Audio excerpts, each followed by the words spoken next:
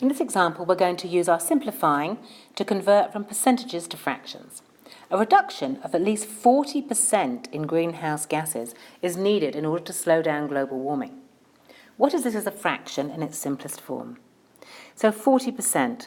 40%, 40%. Well, if we understand what percent means, then we can change it into a fraction straight away. A cent means out of 100, so percent means out of 100.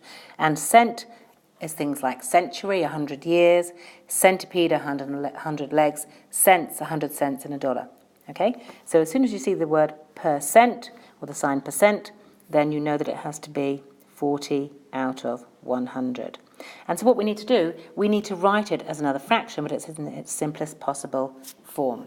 So we need to find the prime factorisation of 40. Break the 40 down. 20, or 2 times 20, 2 times 10, 2 times 5.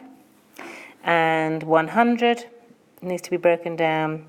2 times 50, 2 times 25, 5 times 5.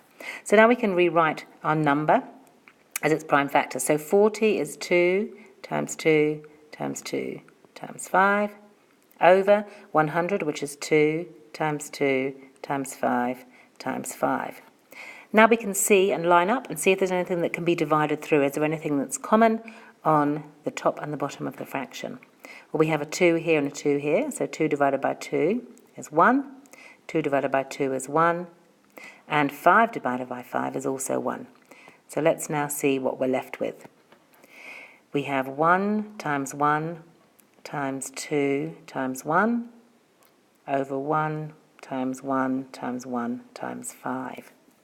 So 1 times 1 times 2 times 1 is just going to give you 2, and 1 times 1 times 1 times 5 is just going to give you 5. So 40% is equivalent to 2/5 as a fraction in its simplest form.